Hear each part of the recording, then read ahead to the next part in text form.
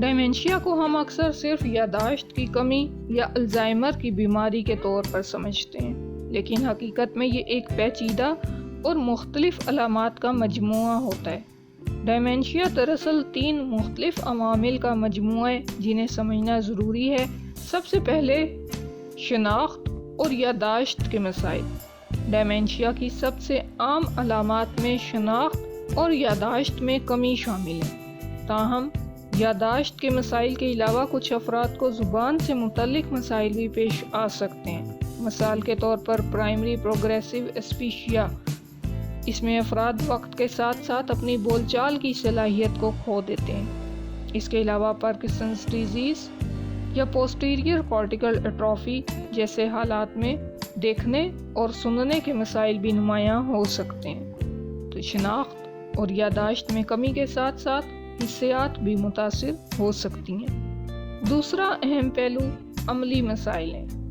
ڈیمینشیا میں فرد کی روزمرہ زندگی کی سرگرمیاں متاثر ہوتی ہیں، جیسے کہ مالی انتظام، ادویات کا یاد رکھنا، ڈاکٹروں کے اپائنٹمنٹس کو یاد رکھنا، اس کے علاوہ اہم لوگوں کے نام یاد رکھنا اور ان سے تعلقات برقرار رکھنا بھی متاثر ہو سکتا ہے۔ تیسری اہم تبدیلی ہم دیکھتے ہیں رویے کی تبدیلیاں۔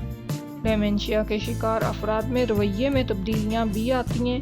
ان تبدیلیوں میں مایوسی، بے دلچسپی یا جذباتی ٹوٹ پھوٹ شامل ہو سکتی ہیں۔ اس کے علاوہ بعض افراد میں یا نفسیاتی علامات جیسے کہ وہم یا بصری غلط فہمیاں بھی دیکھنے کو مل سکتی ہیں۔ ڈیلیوژنز، جس سے افراد یہ ماننے لگتے ہیں کہ کوئی شخص ان کے گھر میں آ رہا ہے یا وہ کسی اجنبی کو دیکھ رہے ہیں۔ ڈیمینشیا کی مختلف اقسام ہوتی ہیں: الزائمر، پارکنسنز، پوسٹیریئر کارٹیکل ایٹروفی وغیرہ۔ ہر قسم کی ڈیمینشیا کی علامات اور علاج کے طریقے مختلف ہوتے ہیں، اس لیے ضروری ہے کہ انفرادیت کو مد نظر رکھتے ہوئے علاج کیا جائے۔ ڈیمینشیا کی درست تشخیص کے لیے نیورو سائیکولوجیکل ٹیسٹ کیے جاتے ہیں۔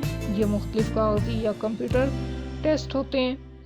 MRI اور CT اسکین کیے جاتے ہیں تاکہ دماغی تبدیلیوں کو دیکھا جا سکے۔ امیجنگ ٹیسٹس کے ذریعے خون کے ٹیسٹ کیے جاتے ہیں تاکہ باڈی میں موجود دیگر بیماریوں کا پتہ لگایا جا سکے یا ڈیفیشنسیز، خاص طور پر vitamin B12 deficiencies, vitamin B1 deficiency کی تشخیص کی جا سکے۔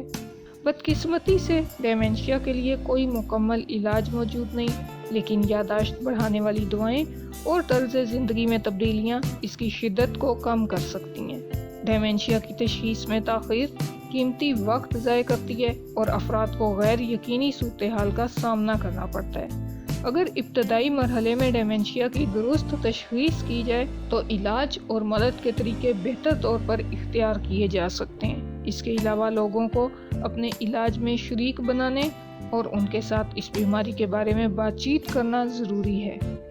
ڈیمینشیا کا علاج صرف دواؤں تک محدود نہیں ہوتا، بلکہ غذائی تبدیلیاں بھی اس میں اہم کردار ادا کرتی ہیں۔ ہیپوکیمپس کے سکڑنے کو روکنے کے لیے تھائمین کی کمی کو پورا کرنا ضروری ہے۔ اس کے لیے کاربز اور شوگر کی مقدار کم کرنی چاہیے اور یسٹ کا استعمال کرنا چاہیے۔ اس کے علاوہ سبزیوں جیسے گاجر، ٹماٹر اور بروکلی کا استعمال دماغ کی صحت کے لیے فائدہ مند ثابت ہوتا ہے۔ جسمانی سرگرمیاں اور ورزش نیند کے معیار کو بہتر بنانا، دماغی سرگرمیوں میں مشغول رہنا ڈیمینشیا کو کنٹرول کرنے میں مدد کرتا ہے۔ ڈیمینشیا کے شکار افراد کے لیے اہم بات یہ ہے کہ وہ اپنے آپ کو کسی دوسرے شخص کی طرح نہیں سمجھیں، بلکہ انہیں احترام اور محبت کے ساتھ زندگی گزارنے کا موقع دیا جائے۔ ان کی زندگی کا معیار بہتر بنانے کے لیے یہ ضروری ہے کہ ان کے علاج کے دوران ان کی خود مختاری کا خیال رکھا جائے اور ان کے سماجی تعلقات کو فروغ دیا جائے۔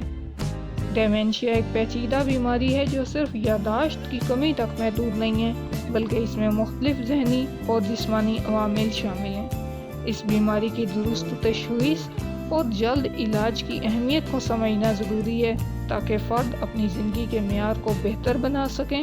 ڈیمینشیا کے بارے میں آگاہی بڑھانا اور اس کے علاج میں شامل لوگوں کی مدد کرنا ایک ذمہ داری ہے جو ہمیں سب کو مل کر ادا کرنی چاہیے۔